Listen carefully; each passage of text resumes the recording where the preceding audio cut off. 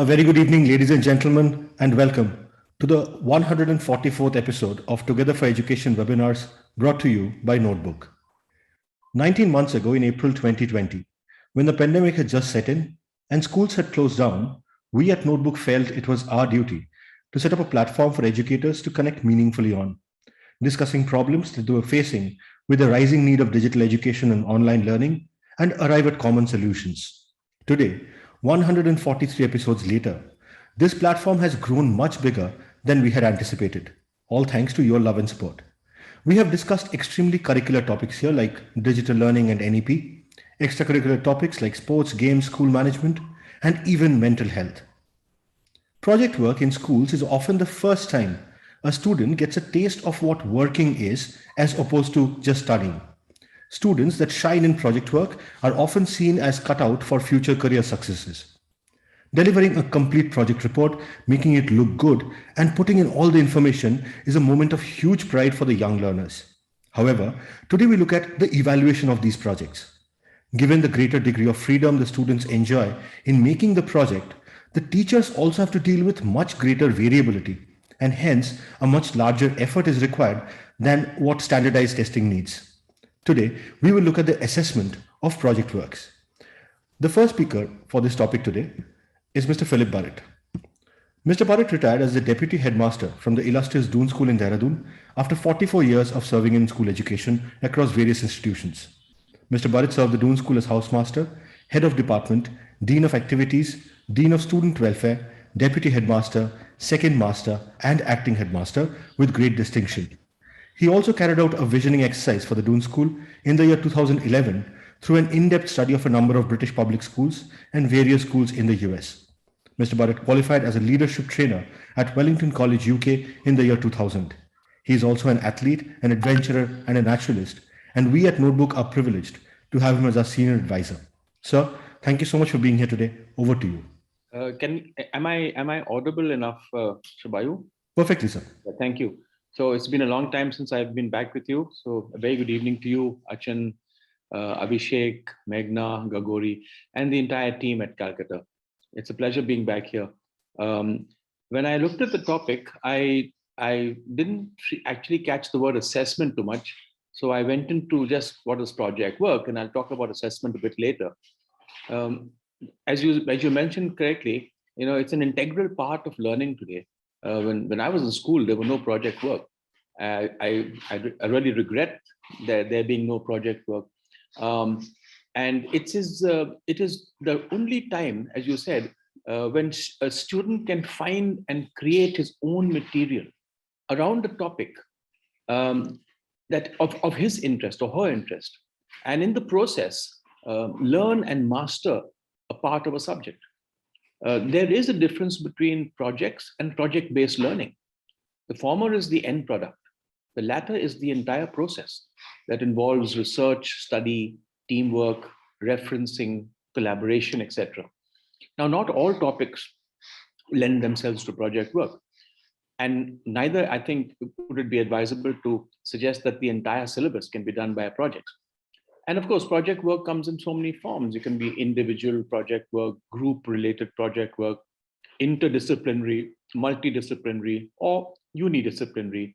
It can be teacher-directed project work, or very much individual project work. The project work can come in. Either you read and writing projects, which is like a kid reads a book or a biography and then writes a project on it. You have information and data organizing projects, which use data to make charts and drawings like weather studies. You have information investigative projects like historical and scientific surveys. You have design projects, like designing a tree house or a garden. Problem-solving projects like pollution and topics like saving the coastline. And authentic projects like diets, projects based on cooking or slimming or weight gain, weight loss or health based. So ideally, a good project, I think, would be where a child is allowed to select the topic of his or her own interest and given time to explore this through research, observation, interviews, collection of information and data. Projects also drive children to museums, to national parks, to zoos, to libraries, to museums, as I mentioned, to factories, to industry. Wherever their interest drives them, they find ways of collecting data. Now, all project work, of course, develops critical knowledge and skills needed for college. It's also an opportunity to explore their own interests, increase motivation, to find the right questions, and to sift and sort and to evaluate information, to read widely, think creatively, to solve problems, and to write and communicate results. Soft skills like curiosity, perseverance, and to live with failure. Team projects allow students to plan and work as a team and to break the work into certain sections where specialization comes into power. Some kids are good at writing and drawing, and others are good at layout, some are good at referencing. Eventually, our children will be working in projects and their workplaces. And therefore, it's important that schools teach children how to work on projects. Now, I know that in the IB exam, we have a project of 4,000 words that a child has to do over 2 years. It's a very, very difficult project. This is apart from what is called a Group 4 project, where the 3 sciences are grouped together, a topic is given or chosen, and you integrate the 3 sciences into doing this project. For example, in our school, we did a project on the dining hall. So it's everything from the consumption of fuel to the wastage of food, to how it's stored, the deep freeze, electricity consumption, size of plates, how many people are employed in the dining hall. So the children go into the physics and the chemistry of food and the biology of food and develop a project at the end of it. Previous year, it was a swimming pool. So water hygiene, chlorination, water purification, capacity, so it is a combined, what they call a Group 4 project. Now, the ICSE and the CBSE also have project work, which caters to about 20 to 30% of the final marks. And as Shubhayu mentioned, sometimes students who are not good at academics, who are not good at rote learning and cramming, do very well in projects. It gives a student who has a different take on learning a chance to excel. Sometimes students look forward to these projects. And of course, the weakness of the projects is that sometimes the topics are too vast. A topic like Indian agriculture is too vast, and it just opens it up to copying from textbooks. So rather than just Indian agriculture, it would be better to do something on apple farming in the Kangra Valley, or reasons for the decline of coconut output, on the West Coast or the Konkan Coast, or the difference between sugarcane cultivation in the South and the North. Giving the students a chance to actually focus on smaller areas, smaller farms that they may have, or visiting a farm where they collect primary data to do their projects. The other thing is everyone does the same project in the ISC, and this becomes extremely tedious when correcting it. I know I've corrected projects on the solar system, and 80, 90 projects in the solar system gets tedious. There's hardly any variety in it. Then also there's no check on plagiarism. They can cut, paste, take data from, without giving references, without giving any, credit to others. A part of the project work is how to reference, how you give credit to other people's work. Then there's far too much cut and paste. It is also said that students are able to buy projects. Ready-made projects are available in the market. And this detracts from the entire concept of project work. Also, I find that a lot of projects are done by others rather than the children. Maybe members of the family, maybe the office people in the dad's company.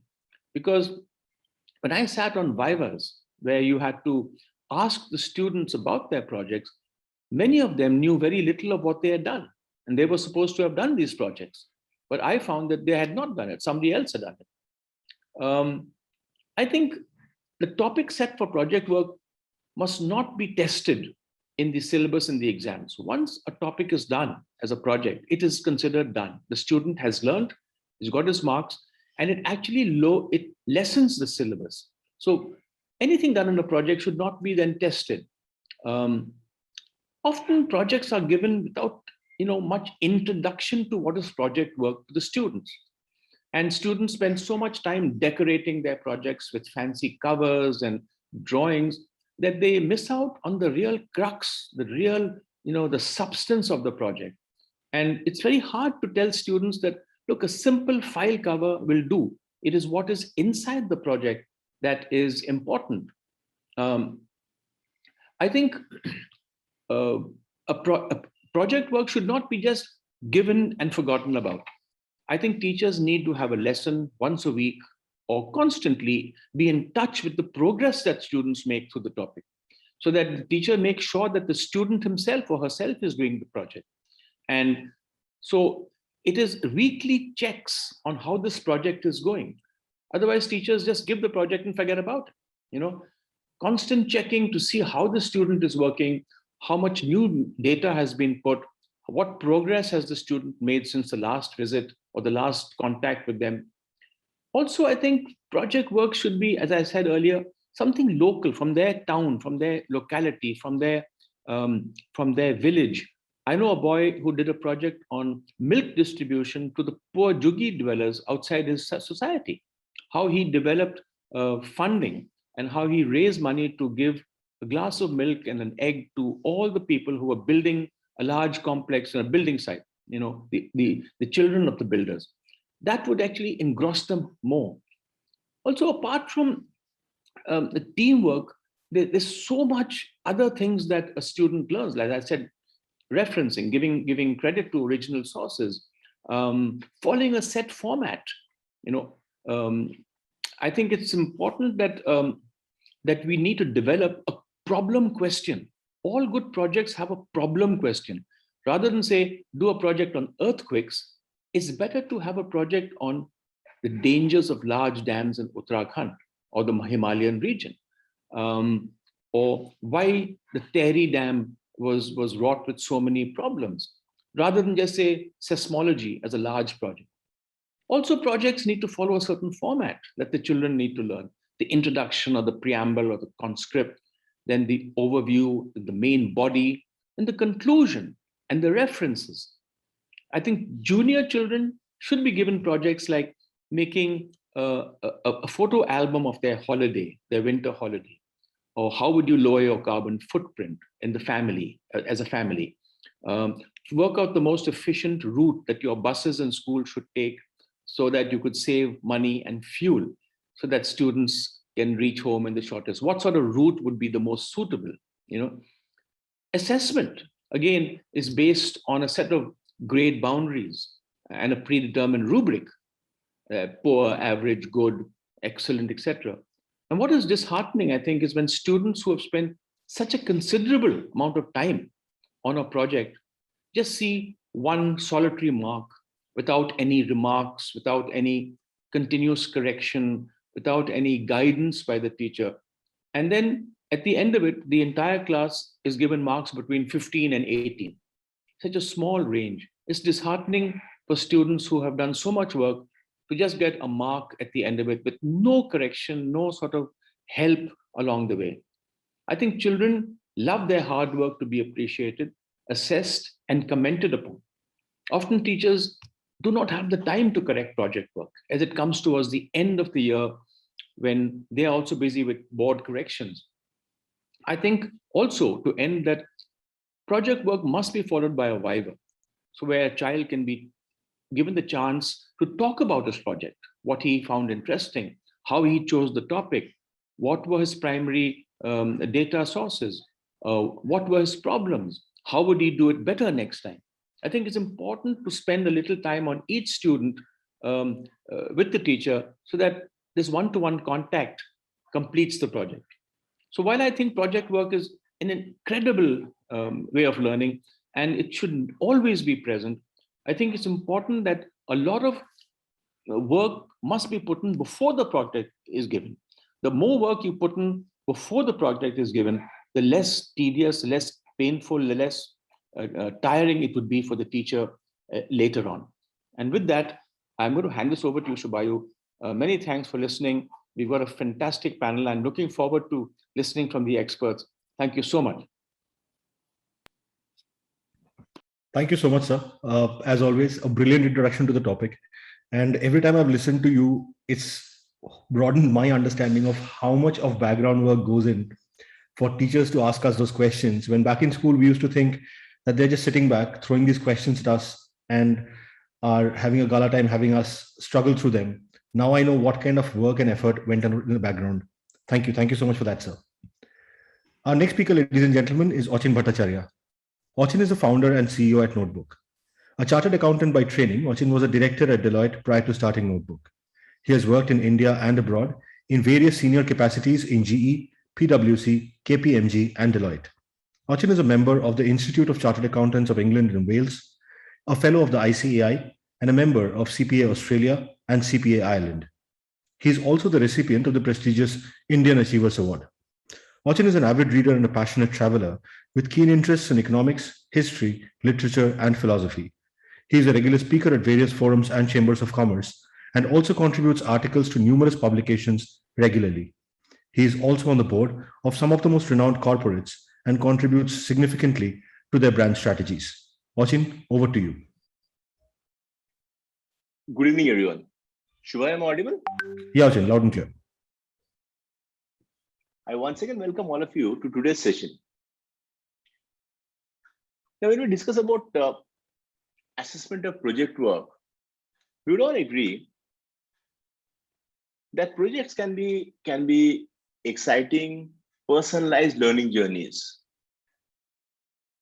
But it's also true the process can be fraught with difficulties and challenges. The question is, what then are the keys to success? How do you overcome these difficulties? If project work is going to be more than simply a ragbag collection of unrelated activities, there needs to be a clear central objective. Research projects, for instance, should begin with a specific question that the student is seeking to answer, or a testable hypothesis. Of course, I'm discussing more from a holistic perspective, not confined to K-12 education alone. Now, it is fine for students to start the process with vague ideas about what they're trying to achieve. But these ideas need to focus on a central point so that their work is coherent and has clear direction. And I think that objectivity, and that's where the role of a mentor, a teacher comes in, which is so important. We may start by asking students what actually interests them if it's a free-flowing project. What are their hobbies? What are their aspirations for future work or further study? And then accordingly suggest that they pick a project that fits in with those aims or interests. If a boy in the class, for instance, is reading about this, that says that he would like to do a project on football. I was reading about a teacher who had a discussion with him about current issues in the football world, and moving from a general topic to a specific question such as, will the impact of goal line technology improve football? It's a big step forward. Now, whether the student is writing a discussion on maybe something as broad as maybe ethics of cloning, or maybe something on putting on a performance of scenes from Hamlet for grade 9 students, or designing a model spaceship, in anything as broad as it can be, as varied as it can be. But what is common is that the first thing to be done once the objectives are clear is to gather information about ideas, technique, history, influences, and so on. Now, as an example, for instance, we see many projects on questions connected to bioethics and genomics. In higher studies, for example, a student is researching the question that is it ethical to use human embryonic stem cell for research purposes? Is it ethical? This is a question that there's been a lot of debate and discourse across the scientific world on this particular topic. Now, the way teacher guides, chats with them about how they intend to lay out the research section of their project. What will be the title for the various sections? The scientific part, background, ethical issues. There are various aspects to it: religious controversies, political implications, and so on.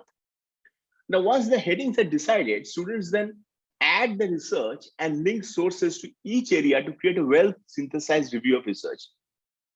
Teacher may usually recommend they use some journal articles. I think Burrett made a wonderful point.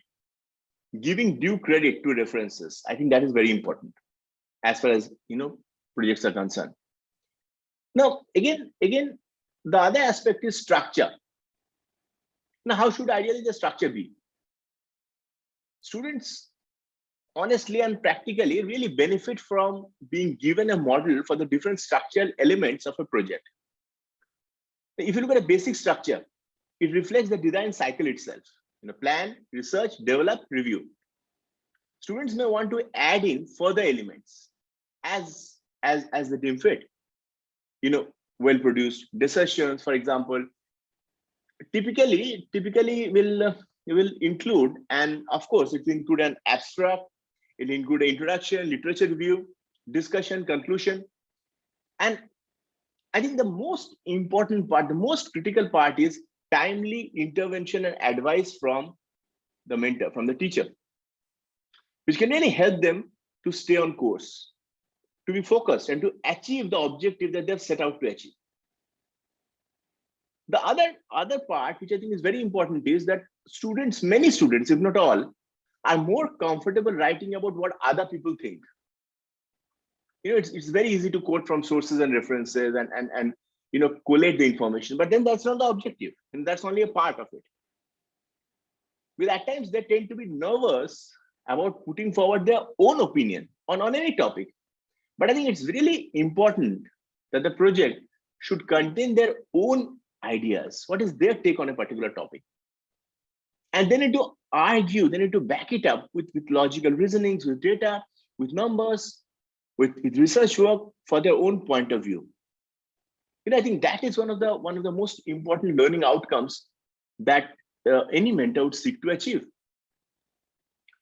The other important aspect is developing thinking skills, which is, of course, one of the prime objectives. Well, at times it's great to see students develop their skills in critical thinking and expression of their own project. Because project, the moment we discuss about something like project, this would naturally lead to argument, whether that's about interpretation of data, because different people will look at the same set of data in different ways. And that's very, very normal, very logical. It often happens in the academic world, research world, corporate, everywhere, subject to different interpretations. Validity of a philosophical viewpoint, or something as concrete as the design of the set for school play. Even with regard to that, there might be different sets of opinion, argument. There may be so many alternative possibilities, so many different perspectives, different ways of handling the same thing, that students have to think critically and evaluate the merits of different possibilities. And I think that is one of the prime objectives, to set the ball rolling, to ensure that they put on their thinking caps, to ensure they come up with their own take on things.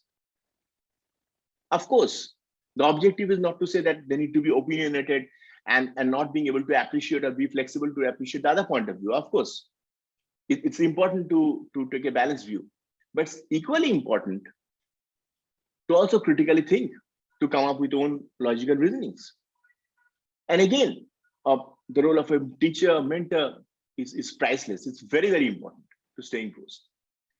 Now, the other important aspect today, if you look at today's topic specifically, that assessment part, I think, Burrett started off by saying that, of course, initial even is looking at the topic more about project. I think, of course, but how do you, when students learn by making projects, how do you actually gauge their progress? How do you measure their progress? Now, those who advocate project-based learning, and of course, when the moment we discuss project-based learning, it's hands-on relative, maker education would also come in.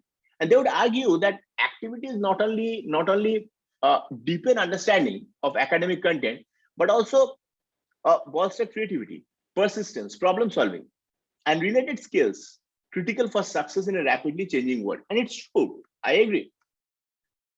But it's not free from challenges. There are of course there are issues. I was reading a wonderful article actually I was going through, which I wanted to share with all of you. Education researchers at MIT have been working on a concept called a playful journey lab at MIT. And they've been assessing the skills and the link with efforts. At times the link is because they feel that assessing the skills has been a weak link in these efforts. And at times they feel that the effort is good, but when you're trying to assess these skills, there are huge challenges.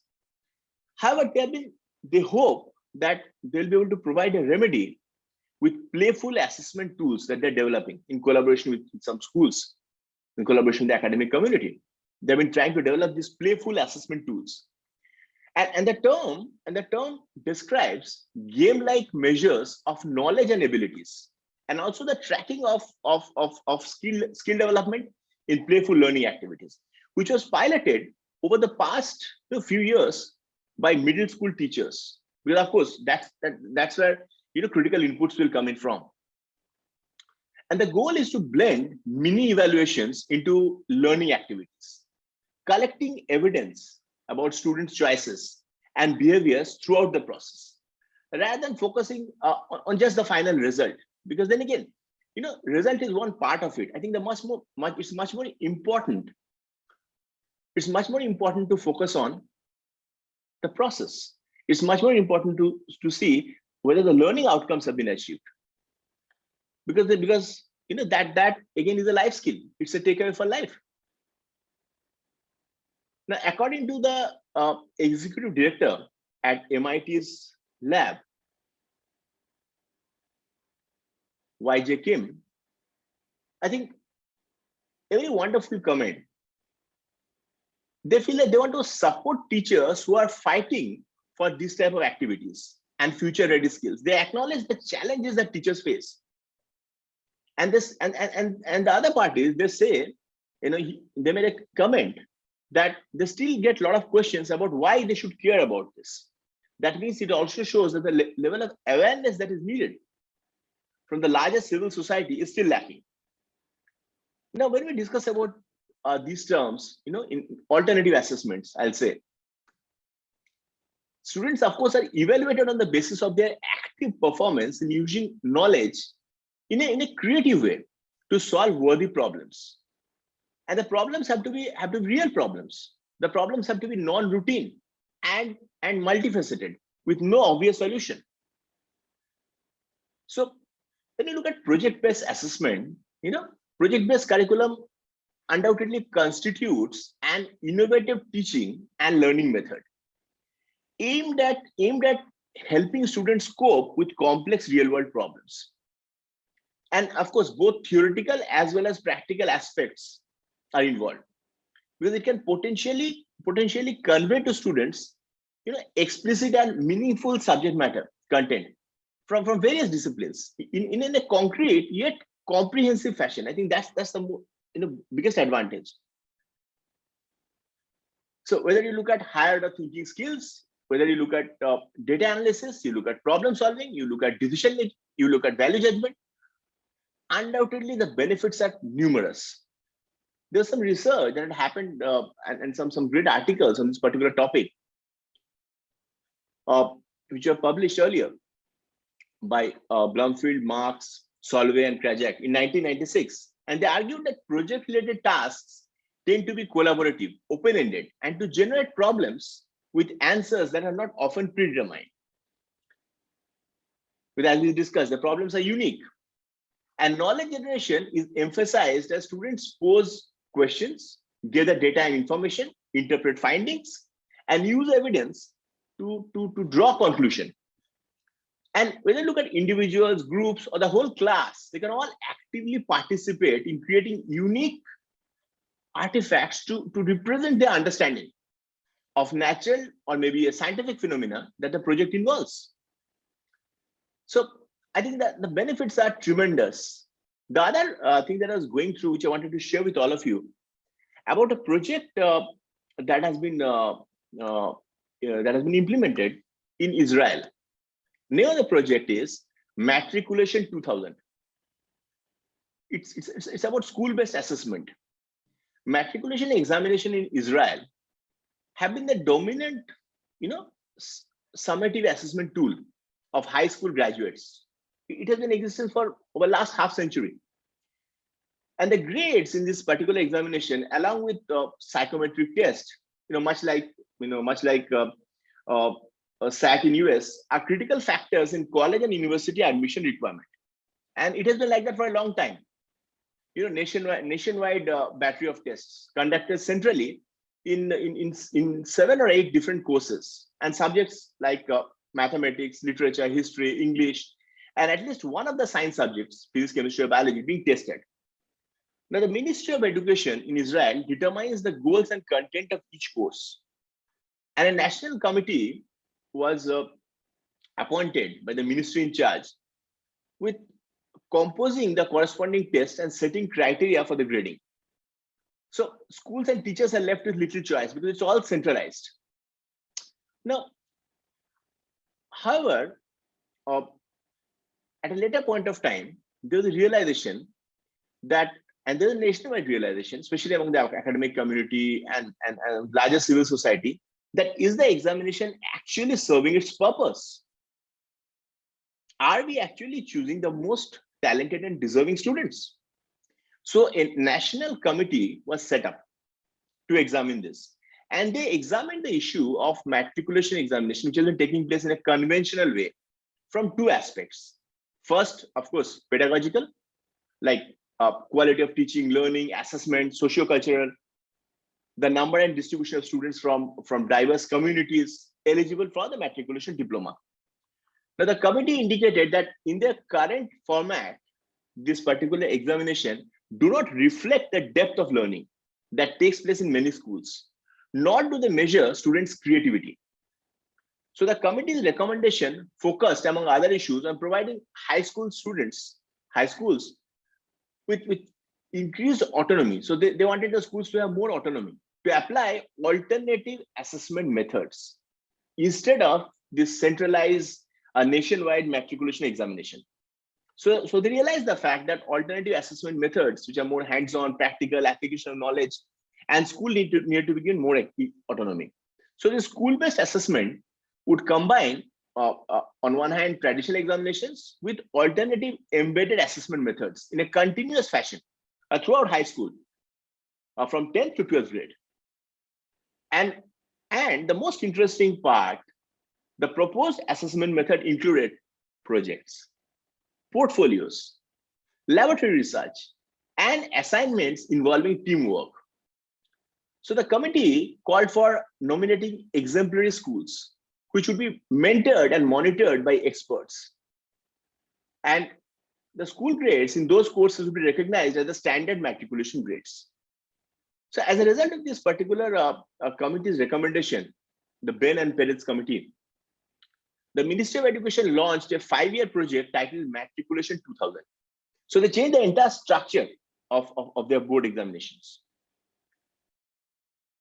So these were some thoughts that I wanted to share with all of you.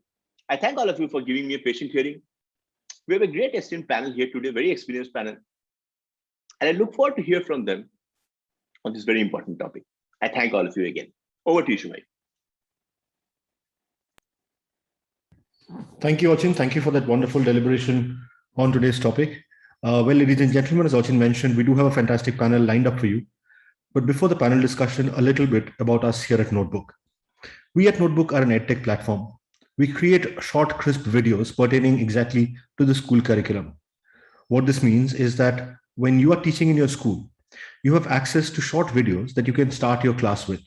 Whether you're taking an online class or an offline class, These short videos offer your students a visual introduction to the topic that you will be teaching.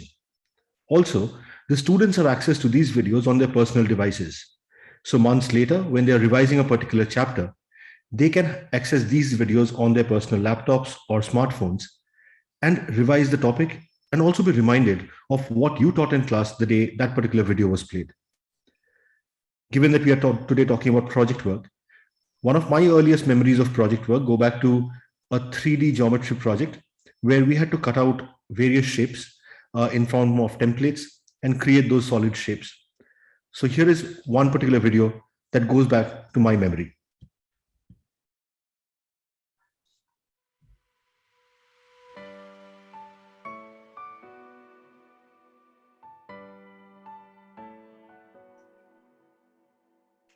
Once a famous mathematician, Professor G.H. Hardy, came to visit the Indian mathematical genius S. Ramanujan in a taxi whose number was 1729. In their conversations, Hardy commented that 1729 was a dull number, to which Ramanujan disagreed to explain that 1729 is the smallest number that can be expressed as a sum of two cubes in two different ways. Since then, such numbers like 1729, 4104 and others have been named Hardy-Ramanujan numbers. Hello and welcome to Notebook. In this video, we will learn about the properties of cubes and cube roots. You would remember that a cube is a geometric solid with three equal dimensions of length, breadth, and height. Imagine we have a cube of sides 1 centimeter each. So the volume of this cube is 1 cubic centimeter. How many of such cubes would we need to get a cube of side 2 centimeter? 8 cubes. That, ladies and gentlemen, was a short snippet of one of the notebook videos. If you head over to our website, www.notebook.school, or use our Android and iOS mobile apps, you would find more than 10,000 such videos at your disposal. Well, with that done, it is now time to introduce the wonderful panel that we have with us today. Today we have with us Ms. Shivani Gupta, who is the Senior Headmistress at the Tagore International School in Vasant Vihar, New Delhi. Ma'am holds an MSc, an MEd, and an MA in English. She has the rare distinction of having taught senior chemistry and then switching to senior English. She's had more than 25 years in school education and holds the firm belief that we cannot teach students, we can only hugely inspire them to learn. Ma'am, thank you so much for making the time to be here today. Privileged to have you on the panel. We also have with us Mr. T. Premkumar, who holds an MSc in education from the Regional Institute of Education, formerly known as RCE in Mysore. He is a postgraduate in chemistry education from one of the foremost reputed teacher training institutes in India under the NCERT. He is the recipient of the Best Teacher Award from CBSE in 2017 and also received a certificate of commendation from Simmons College, Boston, US, for being voted as the best teacher by the alumnus of Indian School Mascot. He served as resource person for over 15 Indian schools in Oman for teaching chemistry teachers.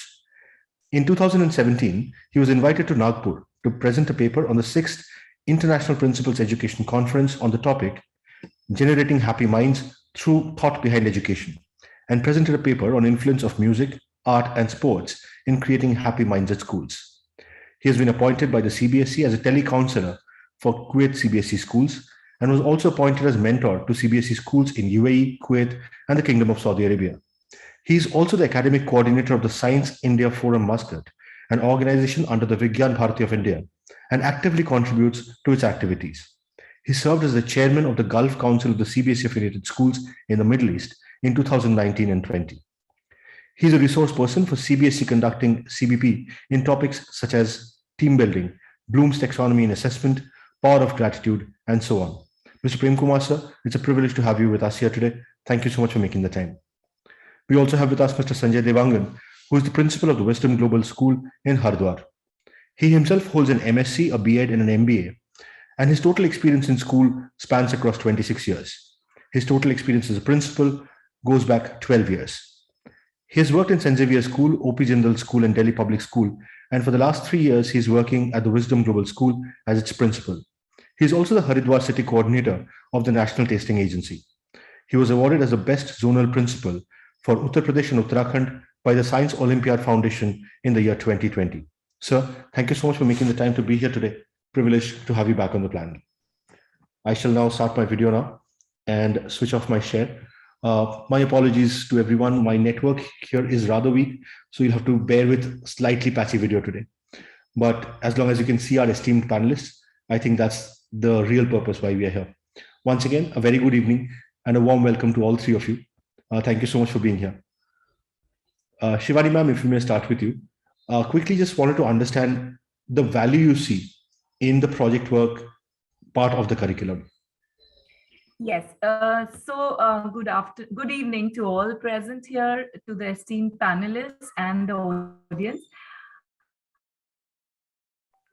I do see a lot of value because it's the most effective learning tool that is available to teachers.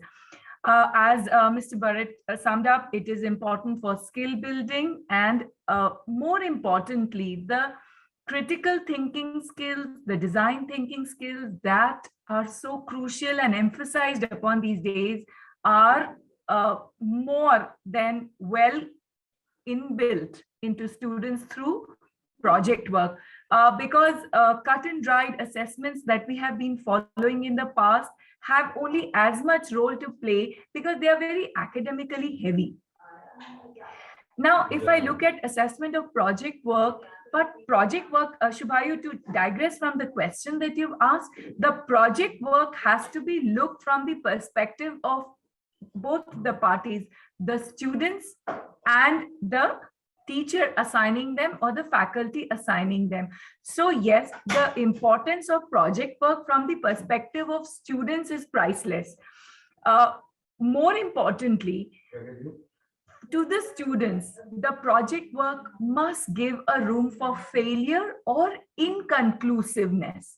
Although project works are goal-oriented, time-bound, over an extended period of time, they are a process, but there is always a room for not reaching the goal that was planned or altering the problem statement midway to accommodate the results, the survey results, the mid-project observations, so to say. So from the perspective of students, I would not say room for failure, but room for inconclusivity within the given time frame, and then maybe the students can take them forward. But to make a project work effective, to make a project work relevant for the students, two things that really need to be factored in from the perspective of the teachers assigning them is, of course, the projects can be interdisciplinary to make them more effective, more wide in their scope. As Mr. Burrett said, that students should not be required to copy, plagiarism should be kept in check. So yes, interdisciplinary is one aspect that teachers must look into to widen the horizon of research and project.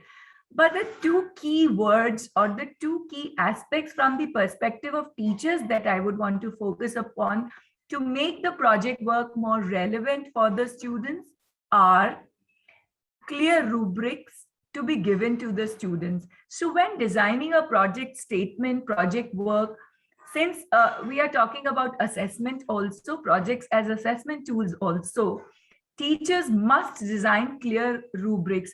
From personal experience, I can tell you when I'm guiding my teachers, they come up with problem statements that they propose to forward to students as research projects.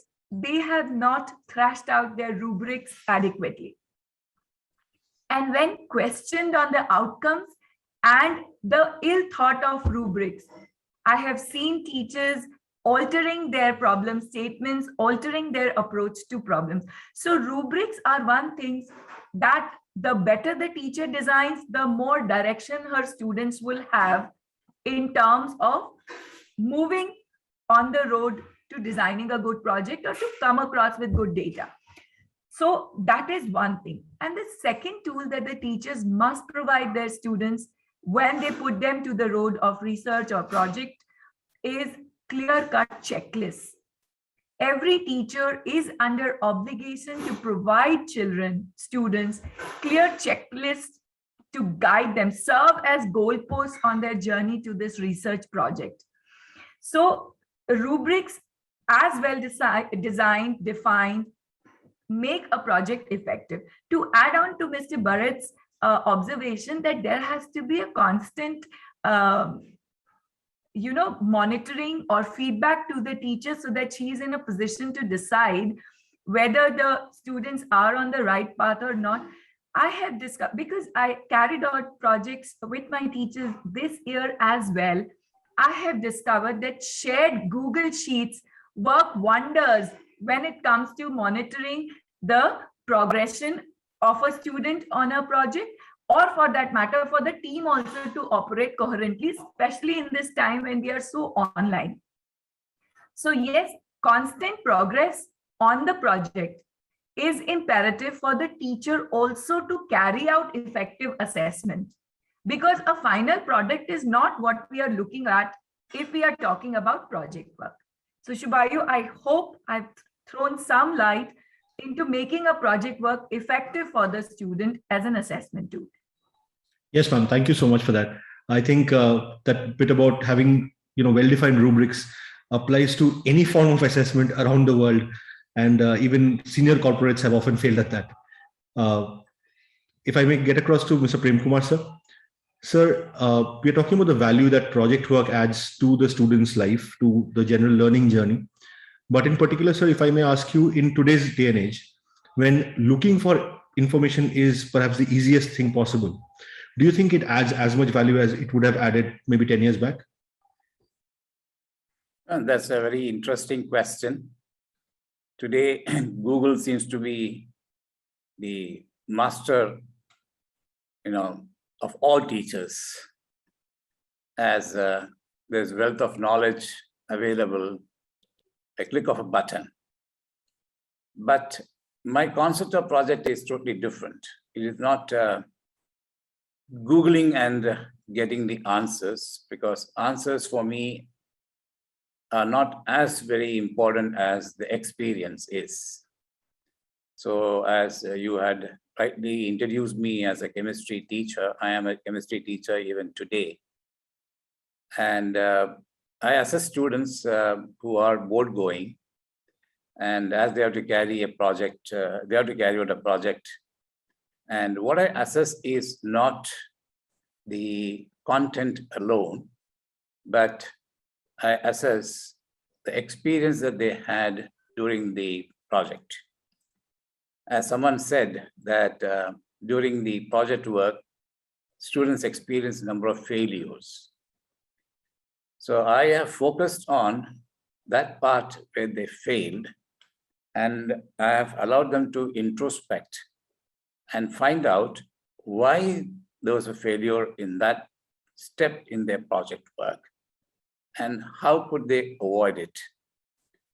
So in this process, what has happened is they have gained an additional knowledge, as well as they have become more resilient to accept failures during an independent project study. But what I don't like about the CBSE system of this project assessment is attaching numerical value to the work that they have done, which is called marks. Now, in the process of defining marks, they have put both the teacher and the taught in a very difficult position. The teacher knows that it is his student or her student who's going to take the board exam, and is always worried about the scores that the student will get at the end of the academic year. And therefore, I should say that the teacher may not be honest enough to give the mark that particular project deserves. Very often, this has led to complacency in the minds of students, because they believe at the end of it, my teacher will give me the marks. Whatever I may do, I may not do. So this has led to a lack of, the seriousness in, I should say, many students, but there are quality projects done by students, and they have learned a lot in the process. So I would say, instead of giving numerical value and add marks to the CBSE practical work, a qualitative assessment of the performance would add more value to the students' understanding of the concept itself. And fearlessly, they will try to do the project work. Even if they are to fail in some steps, they wouldn't mind. But if they have to get marks, definitely they'll manipulate. And manipulation does not lead to any learning. To me, it does not learn. I mean, they don't learn anything except they learned a short way of cooking up some values and then, making to more realistic. And project, of course, is not that we are worried about the projects at the grade 10 and 12, but I have found the project work at the primary and in the middle school more serious, and students have taken it very seriously, and they have learned a lot. And one of the best way of assessing the projects is the peer assessment, which many schools don't do. It's not necessary that the teachers must assess the projects. Why can't the student groups doing the project, having given the rubrics which Madam Shivani just spoke about, when they have the rubrics, I'm sure the students are capable of assessing the project work. And that would give more satisfaction for entire student community in that particular class, that they won't feel that it's a biased assessment by the teacher, and the teacher had no role to play. And we have made the students more accountable for the work that they have done. And this makes it more a collaborative effort than the teacher giving the marks and then the parents pointing out that the teacher had shown favoritism, and then all kinds of comments the teachers have to listen from the parent community. So assessment need not be centered around the teacher. The assessment can be around the students, the peer assessment.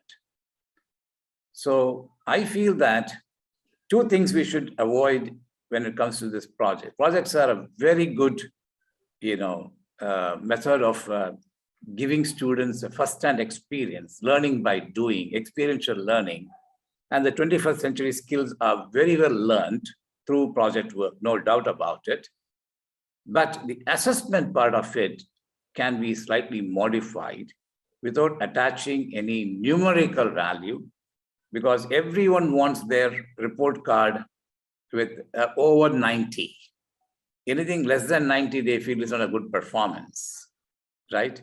So that can be removed and can be qualitatively assessed as good, very good, excellent, outstanding, which I'm sure everyone will appreciate and will work for completing the task on their own.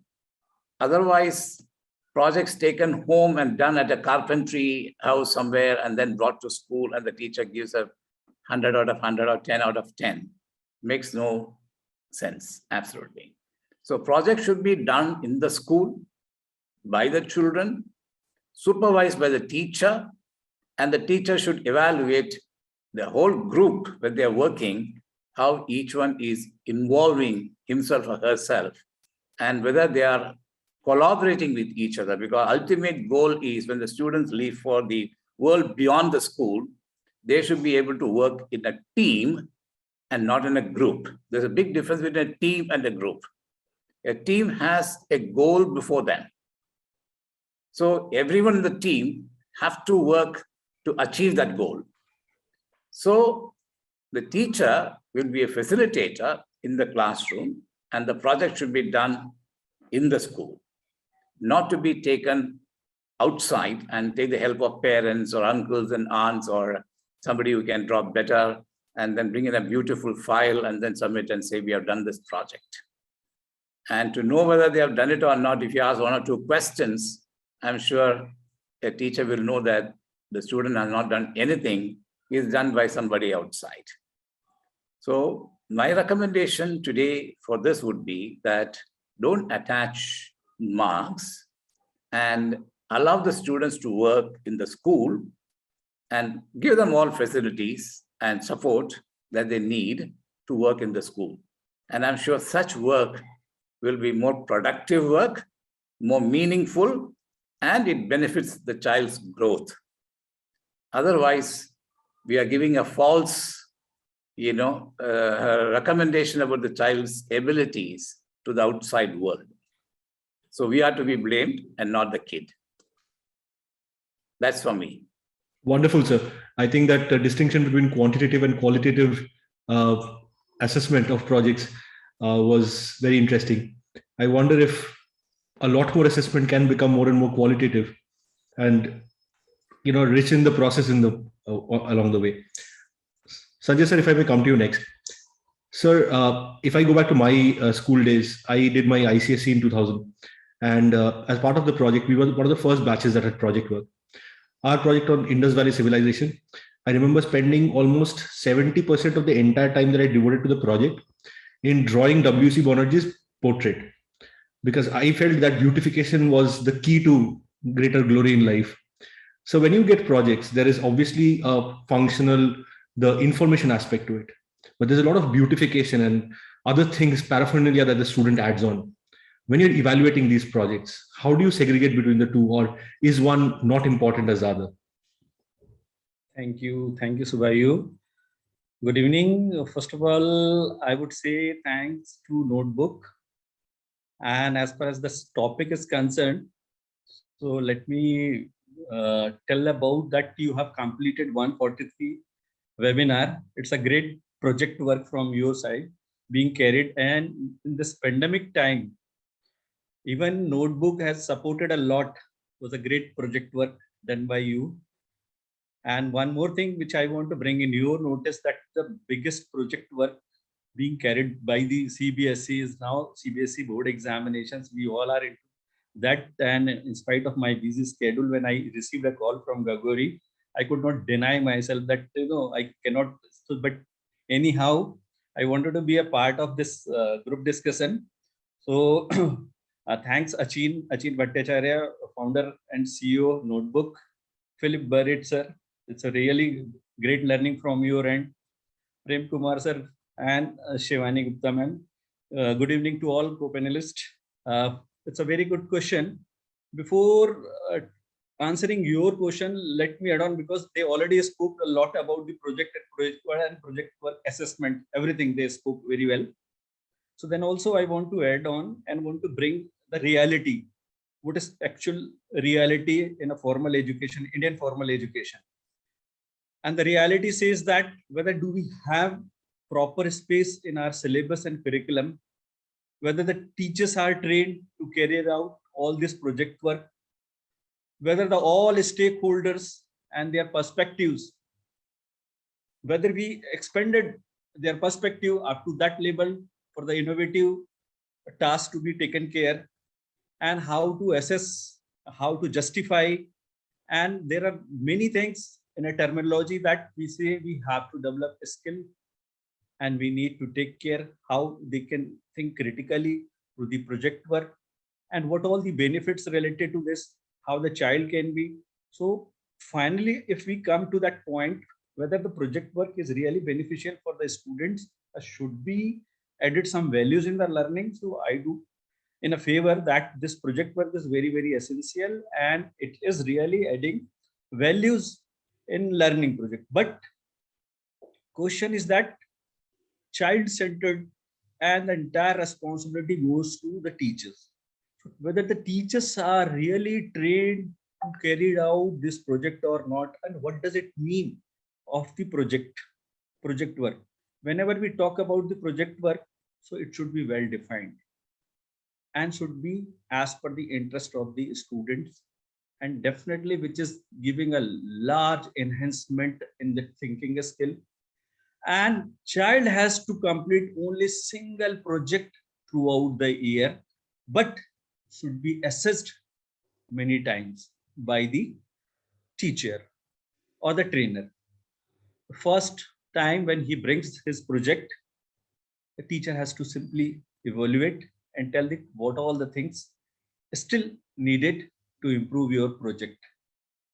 And then teacher will guide in a proper way that this is thing you have to add in your project to make your project meaningful and to beautify. Again, a certain period of time should be given to the student, and the student should be guided that from where you can collect many ideas, how do you collect the ideas. Workshop should be conducted, many workshops for the students, hands-on learning, and then a kind of a confidence building that the child can individually take this project and can demonstrate in proper way. A very small kind of a thing when we give them, you have to prepare PowerPoint presentation on any topic.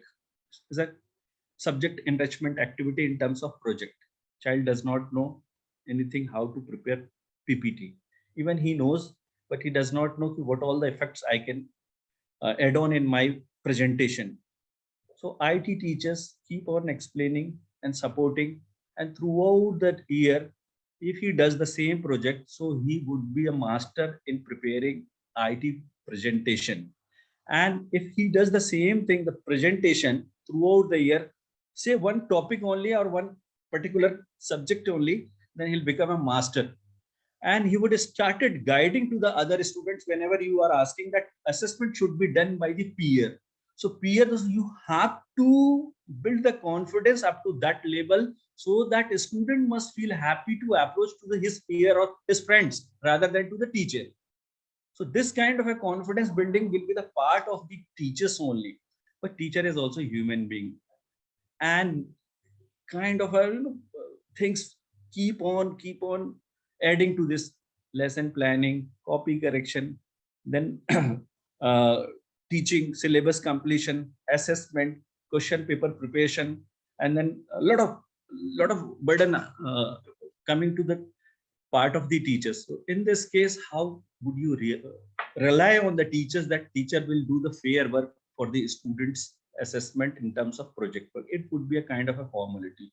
So you have to, as now, very nice thing told by Mr. Burrett that in our time there was no such project work. But you all panelists would agree on me that, but I did not find that Mr. Burrett is less oriented person. He is the most highly oriented person and heading this one. And so doesn't mean that only project work will make or groom the skill of the child. It depends on the way you, but somehow it is a matter of interest as well as the way you put the interest in the child and create an environment. Second very important thing, and most of the panelists might be finding this problem because a notebook has designed a very nice content and a small videos, and it is available in a mobile. So now it has become another problem, Subhayu and Achin, that they all are learning through the mobile, and now many parents are coming. They are much addicted for the mobile, and they are rather not utilizing for their study content, rather they are into the other areas and playing games. And it is a big project for us how we can keep them away from this kind of a mobile, but mobile has become an integral part of them. So Subhayu and Achin, this is also another thing when you think about something to help out, then there is a pros and cons, both the things. So how we can think about this one more project to give them some innovative ways and see, online it was nice. Now slowly everything is coming on track, and CBSE started offline assessments or examination. It is the schools are open, most of these schools are open, and we received also a circular that 6 to 12 completely offline, and it is up to the parents that 1 to 5 whether they send hybrid mode of learning going on, teaching learning is going on. But that is also a challenging in terms of, so project work, whenever you talk about the once we give the project work, it is taken from either Google or copy paste work is there. So what does it mean? Why it is happening copy paste? It means it is a kind of a formality that you did not inculcate any interest in the child regarding this project, because head of the institute has assigned a task that you have to disseminate the same thing to the student and you disseminated the same in the same manner that you have to complete within a 5 days, and 5 marks is there. If you don't complete, your 5 marks will be deducted. Then it goes to the parent. Then what does parent do? Parent hires someone, and then someone charges for it. So you can see parallel industries are flourishing. So many parallel industries are, and rather it has been experienced, and all the panelists, you might be experienced that these parallel industries are approached to the board to implement these kind of things so that we can benefit it by this. So no, I cannot blame, because I am also the part of this CBSE board, and it is happening now. CBSE board has started many other initiatives. Earlier it was happening when CCE was there. So continuous comprehensive evaluation was something good. But if you consider a project work, so this project work should be taken in a continuous way and comprehensive way, and should be evaluated on a regular basis, so that child feel happy that my project is taken care by the teachers in a very innovative way and guiding me how I have to. And the final thing, what you want to inculcate confidence and skills in the child. When he comes out from the school or college, he should know how to deal with the real life problem. That is the only purpose of this project work. When he goes to the real world, he finds that whatever he learned in his school and college is nowhere related to his real life situation. He has to learn something new. He has to fight many other kind of things. So this is nowhere connecting the real life situation as well as learning syllabus in a school or colleges. So somehow skill development kind of projects are very, very important and should meet to the real life challenges. Basic thing which we want is that the child should be confident enough to take the responsibility, whether it is in terms of assessment, whether in terms of any sort of a work. Assessment should be an individual way as well as in a group. So both can be incorporated in the things that child can individually deal the problem, as well as he knows that how he can cope up in a group and can build a team and can sort out the real life problem. There are many other things, like if we talk about continuous comprehension kind of evaluation, it means child will not wait for the result that I have to appear in a first term examination. That would be in the month of November and December. And after evaluation, what would be my result? No. Once you go for the project and project work assessment, so immediately teachers tells that these are the good things what you have done and these are the things need to improve. So the area of improvement, he understands, here I got appreciation and here I need to work little more to improve myself. So immediate result gives a kind of a pleasure to the child, and that gives an energy, extra energy, and he re-energizes himself to be into the project and with more interest. And then he approaches to the parents and other people. See, my teachers comment or given a very nice appreciation that I have done 40%, 50% or 60% work very nicely, and these are the area which I have to improve. So Papa, kindly help me in this way. Mama, but I have to do myself. I will not allow you to do on my project. So this kind of a thing, if you plan it in a better way, so it would be nice. And so and through this platform, Achin, if you know about, once Mr. Modi said that anyone who initiate to have a very nice innovative school where project work is taken care as an assessment, so I would be the first person to affiliate your school with this CBSE or any board.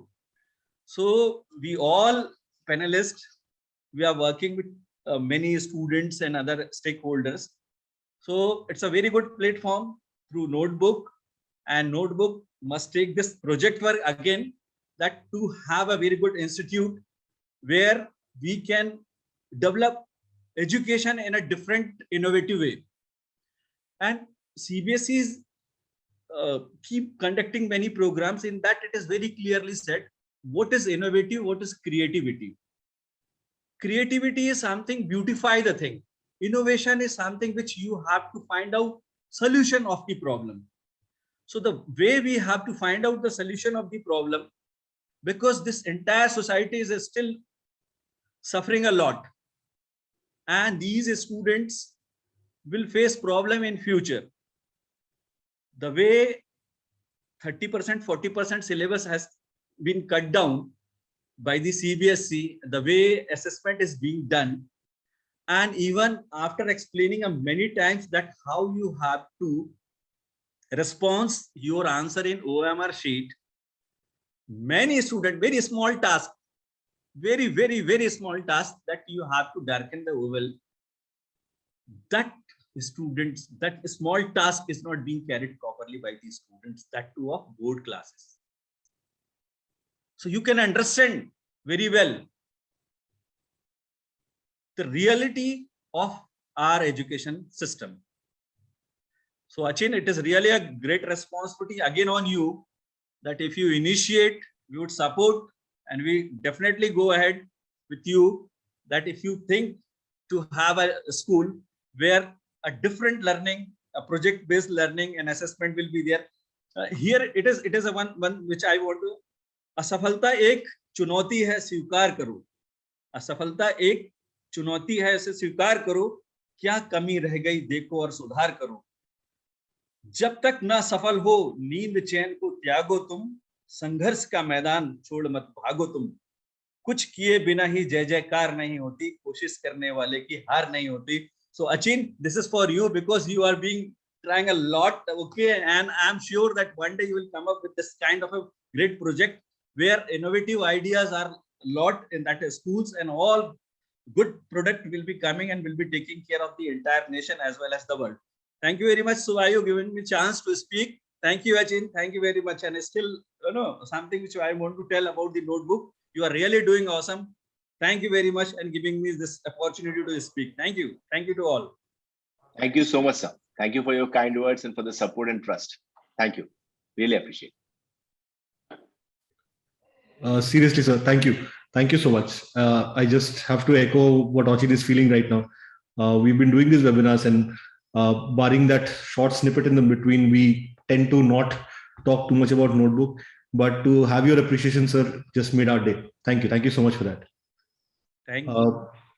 Shivani ma'am, if I may come to you again, both Premkumar sir and Sanjay sir alluded to students not being strictly honest about their project work, right? And we used to call this outsourced, because that was the in word at that point. Is that a problem? Has your experience been that a large number of students are taking outside help to do these projects? Usually I notice that when the projects are ill thought of, when the teacher doesn't convince the students into the relevance of them undergoing those rigors of undertaking the project, then the students tend to outsource. The second thing is when the teacher is not constantly monitoring is a very strong word, but constantly keeping an eye on their progress, wherein that because I so totally agree with Mr. Burrett that throughout it's a process. Project is got nothing to do with the end product. A student-led project is a process through which the child learns. So if the teacher keeps an eye on that process and ensures that she has set targets, okay, after 15 days, this is what is targeted, and it should be there should be a feedback on that. Then another after 15, 20 days or 2 weeks or a fortnight, then she would be able to keep an eye whether they are outsourced or not. Secondly, if the project is given without much thought, it will very well be, drafted out to somebody else to complete it for the child, because the child doesn't see any merit in accomplishing those targets. The child would not find it inspiring enough to complete because the child doesn't see any learning. The better a project thought out before being assigned, the more probability, and let me tell you, this is not an ideal thing that I'm talking. We worked it out in my school because we very heavily rely on project work, and especially to the students 9th onwards.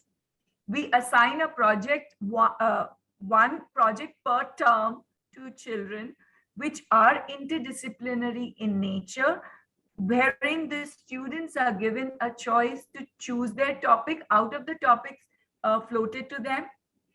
The students are given a choice to form their own groups.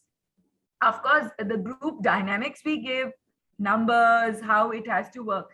And then the students constantly adhere to the guidelines and feedback timelines. So yes, I have noticed that projects do get outsourced, and there are those nooks and corners shops that thrive on fleecing students in the name of completing their projects and a blot on the name of education, let me tell you. But it is in the hands of teachers to counter that. And I have seen it being countered, because the project will be so difficult that any Tom, Dick, and Harry without a guidance would not be able to make it for the student. And when the teacher is able to make the students see the relevance, the essence of accomplishing that project, then it will not be outsourced. That's a given. Thank you. Wonderful, ma'am. Thank you. Thank you so much for that. In fact, I think at Notebook, we are also driven by that same belief that if you can engage the student meaningfully, then they typically do not want to stray. Even Sanjay sir was talking about how mobile usage often tends to kind of, start with education and then they would switch over to games and other apps. And one thing that we have managed to do, and we've tested this, is the video that I showed. There was a small story that went before the studies began. And those interest builders often tend to engage those students in a way that they tend to stick on to those videos. It's what we are trying out. Mr. Premkumar sir, if I may come to you, sir, you alluded to the student taking outside help. Do you have certain ways in which you deal with that? Yes, because my projects have to be done in the school during the lab hours only. And therefore, there is no question of outsourcing any help. So whatever they do is in our presence in the lab climatic conditions, and they need to take their readings or whatever they do. And, they work in a group. So, and I'm there always with them to give any additional support they may need. And if things don't go the way they have done it, I may give a little idea to them that what must have gone wrong. So they will improve upon that. So I've ensured that their parents or outsiders don't have any role. And I have not given any marks for the type of file they used and the color they used. Rather, I have given them to write in free hand itself and submit it with certain, steps which they have to write their name, their roll numbers, and the title, how to write, the date, how to write, how to index these. I have given them the idea and told them they can use their hand to write all these things. I'm not asked them to give a 50, 60 page. I don't define that way. But certainly I will check when they come for a Viva Voce. I ask them a few questions, and those are given more marks than the appearance of the file. So students are more happy and that they don't put in too many hours for decoration or for typing and then going to a binder. No, I don't have any such, in my rubrics, I have not added much value to that. But what they have learned at various steps, that is what I have given them the weighting for. So they are very happy, while observing color change or the temperature change, whatever they have seen. The minutest thing I do ask them questions. And that way they have learned it. So I have not allowed any projects to be taken home.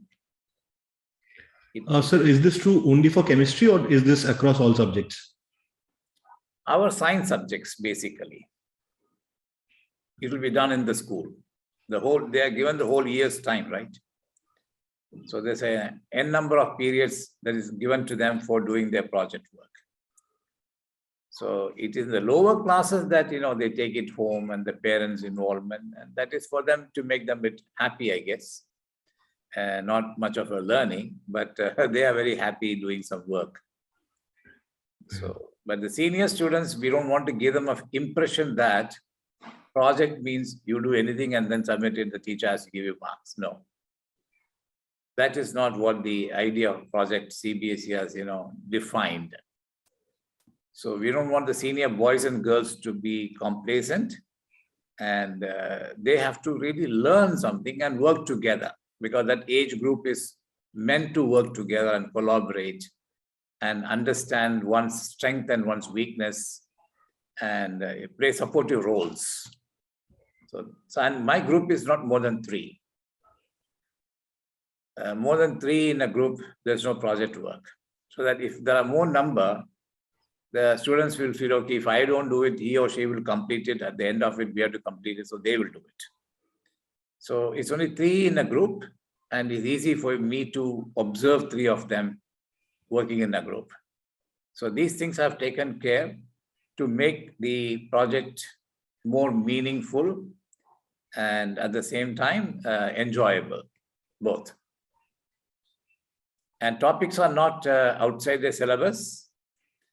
We study chemistry, organic, inorganic, and physical chemistry. So there's a wide variety of topics that they can choose from. So they don't have to go for any research to find those topics.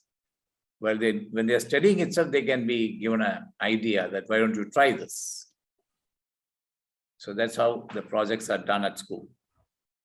Wonderful, sir. Shivani ma'am, I think you wanted to say something. Yes, I wanted to add on here.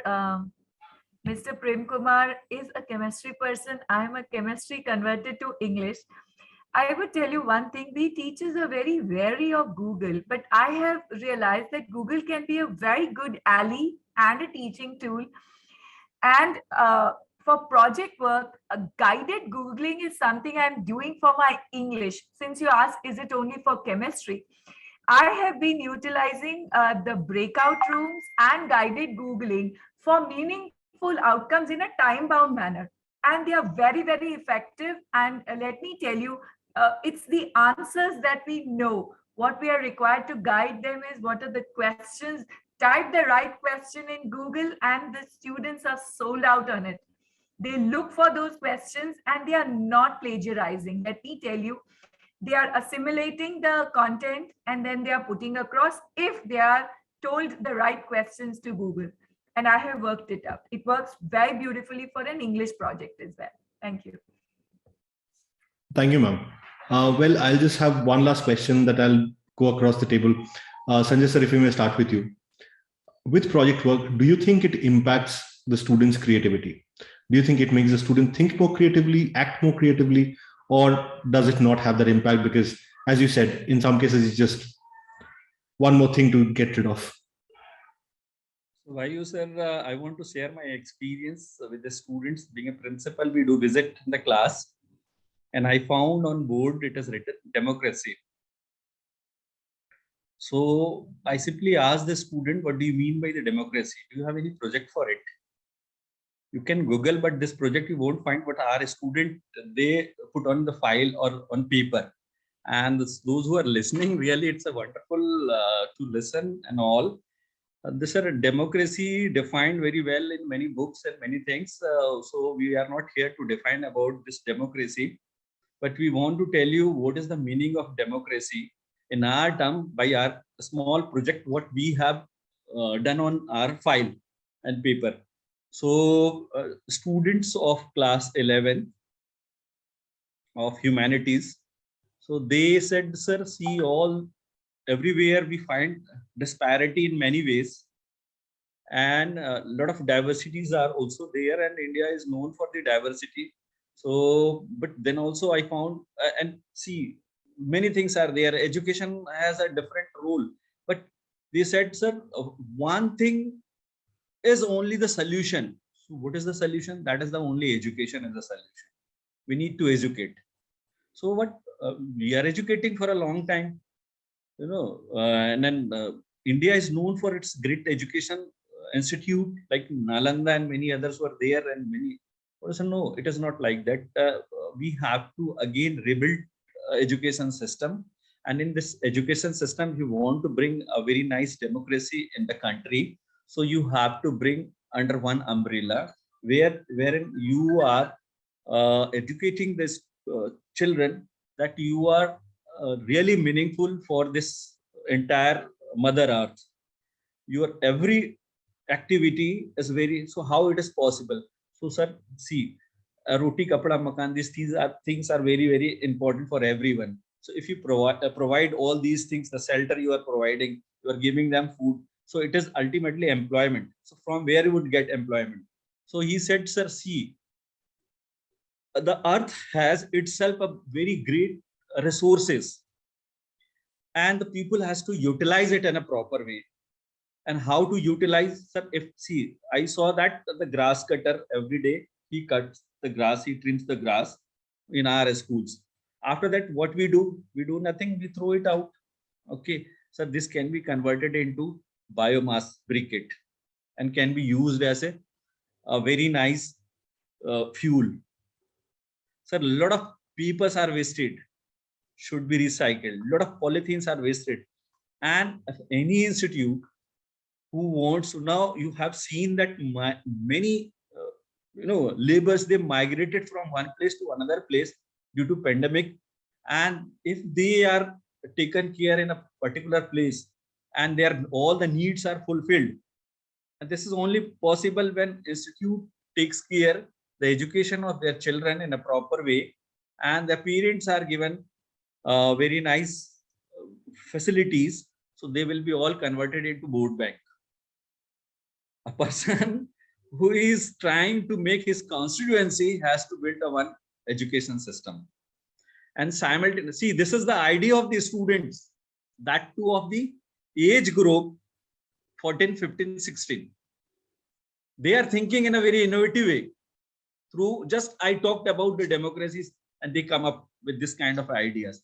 So the students are having a large number of ideas in their brain. Somewhere we have in a small parameter, a small cell and confined cell, and we are not letting them come out with the innovations. Because rote learning, I have a skill development workshop labs in my schools. Even knitting is there, stitching is there, loom is there, pottery is there, aero modeling is there, even aero modeling along with the robotics is there, and then paper recycling is there. They do a lot.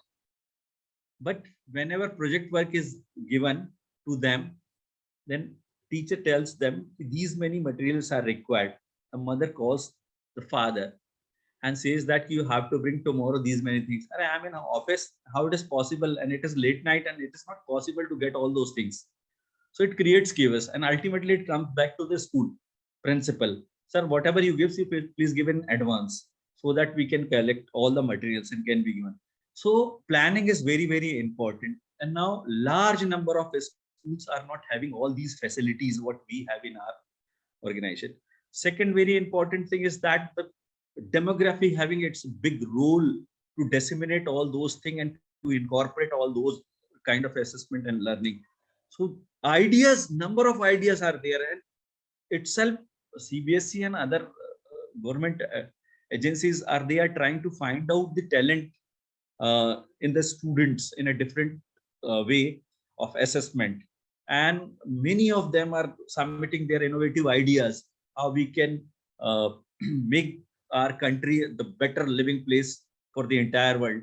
So this project is still going on and it's doing in a better way. But as far as this organization, which is called school, is concerned, so we have limited things in our hand, limited sources are in our hand.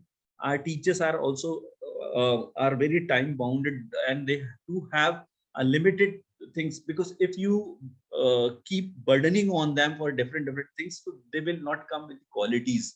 It would be a kind of a formalities only. So monitoring means if we discuss about the project, so project or project assessment and end result.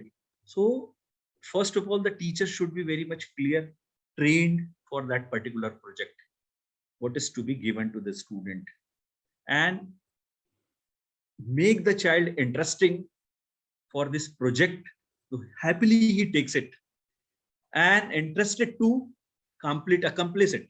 So this is the possibility when entire system is very much streamlined, understand its goal, objectives, and everything. But every now and then comes Veer Gatha. I don't know Mr. Premkumar or Shivani Gupta are in CBSE or not. Otherwise, every now and then many things are coming in CBSE and from other state board. So we have to take the oath. For that, those who are voters have to cast their votes very judiciously to form a government.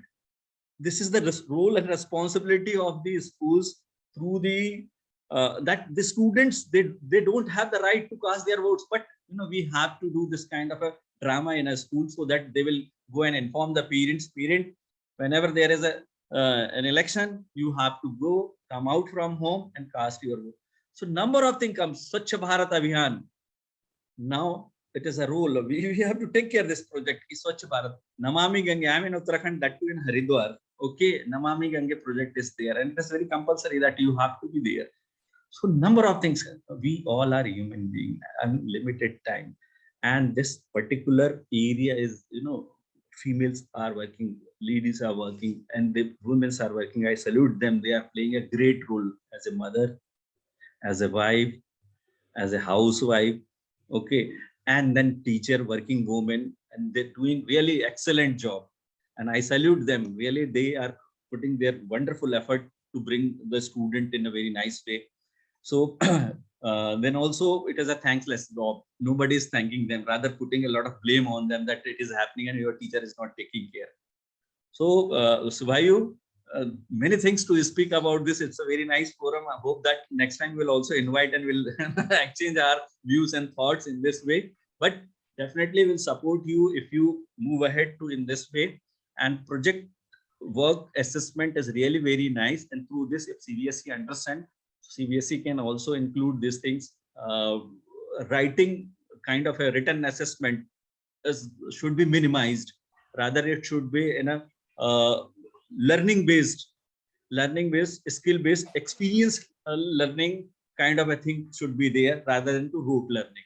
So if it is a kind of initiative from the notebook, so I am really accepting it and welcoming it, and thanks for your initiative in this regard. Over to you, Subhayu. Thank you so much, sir. Premkumar sir, if you may come to you next. Do you think this impacts the students' creativity at all? It does, in a way. It does. It gives more opportunity for students to be creative, no doubt about it. But the choice of project and the guidance the students are given, that's very, very important. They are all, after all, they are teenagers. And therefore, the teacher has got a vital role to play in guiding the students and monitoring them. It's not once in a blue moon monitoring. It should be a regular monitoring, and appreciate their creativity as and when required. And I think the whole idea of this project work is, as I told in the beginning itself, to train the children for world beyond the school, to cope up with the world beyond the school, and to work in the team, because nowadays, anywhere and everywhere in the corporate world, it's a team that is, very important, not an individual. So therefore, this is a very good training ground in the school. That's why CBSE has come out with this, and with the NEP, so strong and coming into the schools very soon. I'm sure this project work will be gaining more momentum and in all subjects. And the quality of project depends on the creativity of the teacher also. If the teacher is another Google person, then you will just see stereotypical projects with no creativity in it. So the teacher also has to, be a student and learning newer projects and ideas and get it done through his or her pupil. So I don't think creativity will be compromised. Rather, it will be enhanced through the project work, especially when someone fails in some steps. I think the creativity and innovation will come into a big, way in sorting out the problems. So children are problem solvers, and nowadays children are not what we were when we were kids. They are very smart and they are very intelligent, smart, and they can get all these things sorted out at their own levels when they discuss. So I think creativity is definitely going to, improve through this kind of project work. But teachers should play a very important role, not just leaving them to pick up project and just leave it at that. Just monitor them and supervise them. It's a good thing to do. Wonderful, sir. Shivani ma'am, if I may come to you with the same question. In English particularly, do you see them getting more creative? Yeah, it does affect creativity in a very positive manner. I have realized that when put into right perspective, children look forward to it. And of course, reasonable timelines have to be given. Unreasonable timelines can fluster the students because they have a lot on their plate. So wherein the planning, the foresight of the teacher, and when reasonable timelines are given, for example, for term 2 of class 12, we have a project in the name of ALS. And if the teacher has planned, forwarded it to the students timely, they enjoy the process. And of course, the teachers have to let go of this mindset of being all controlling and they know the best. So there has to be room for that, back and forth of ideas, and teacher has to keep her mind open. That is the first thing. The second thing that I think will be very important in generating that true value of assigning a project and the mileage that the teacher is expecting the students to get from it is that, as Premkumar sir said, that room for failure.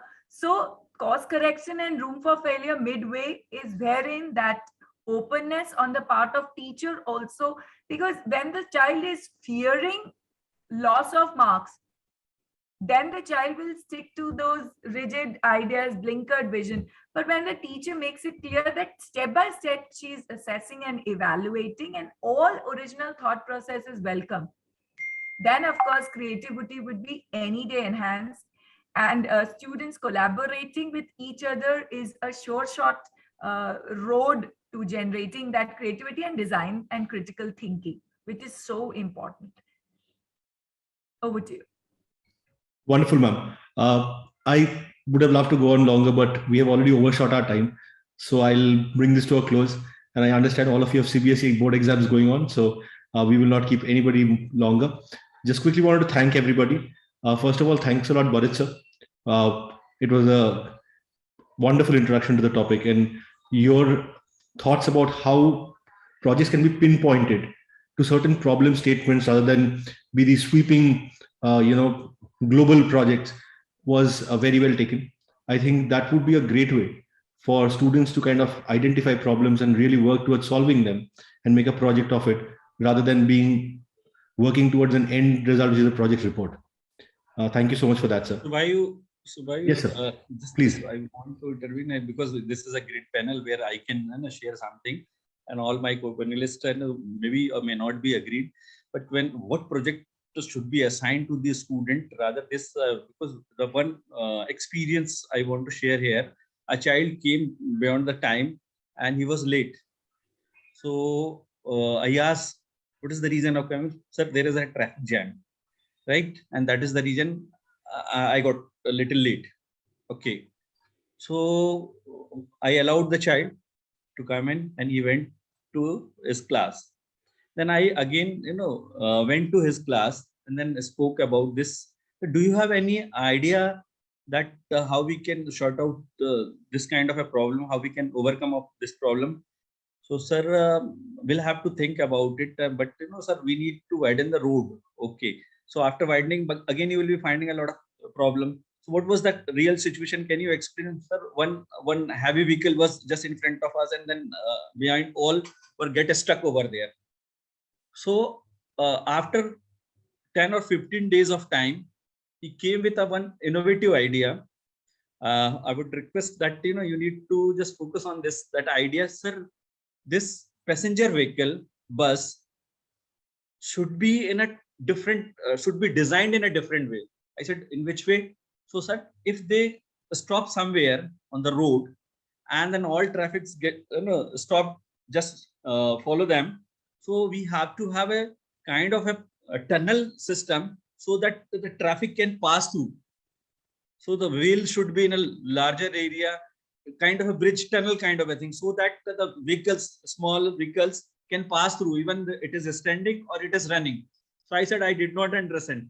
Then he designed and brought to me. He said, this is the one idea which I was discussing with you. So my question is this: in place of making a list of the project, if we ask them or invite the different kind of project, what is in your mind, so that they will feel happy. And you are talking about a plagiarization where they all are copying from the googling and all these things. So that would be their own ideas, and they may think about it. See, taking ideas from Google is a not bad idea, but some innovations if they put in and they make it a meaningful and really problem solving, innovative, so would be nice. I think this was my submission. Thank you very much. I'm sorry to hold you a little long.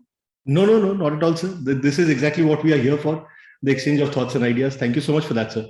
And Sanjay, sir, thank you so much for making the time to be here today. I think you raised a lot of wonderful, valid points. In debating, we use a term called landing a particular topic, which is bringing it to ground level, giving the real, the reality of it. And I think you landed this topic of projects beautifully. I think we all talk about a lot of things that sound good in theory, but the practical aspects of it, the nitty-gritties of it, are often where the devil lies. And I think, sir, you gave us a wonderful overview of that and some great thoughts. Thank you so much for that, sir. And for your appreciation of notebooks, sir, we remain forever grateful. That is the one thing that we keep aspiring towards. Mr. Premkumar, sir, thank you so much for making the time to be here, sir. I think that idea of a year-long project was very, very interesting and could possibly be emulated by a lot of schools. I remember back when I was an engineering student, I think this was Massachusetts Institute of Technology, MIT in the US. Their third year civil engineering, one of the term projects was the students were put into groups of 10. And every group was given, I think, 20,000 or 50,000 ice cream sticks. And they had the entire term to build a bridge from one side of the room to the other. And the teacher did not step in. The teacher had to sit in their rooms and the students had to go and consult when they felt the need. At the end of the term, the teacher would come in with a bag, which was 100 kilos weight. And they would just put the bag in the middle of the bridge. If the bridge stands, the group passes. If the bridge collapses, the group has to do it again. I think that was the most brilliant idea of a year-long project that I could think of. But so doing that with school children, especially across multidisciplines, interdisciplines, I think is a great, great idea. Thank you so much for that, sir. To the audience, thank you so much for being with us. I understand, as I said, that board exams are going on, and for you to make this time must have been a stretch. We actually genuinely appreciate the effort that you make to be here with us. We'll see you again soon in our next webinar. Until then, please take care, stay safe, and goodbye. Thank you. Thank you very much. Thank you to all.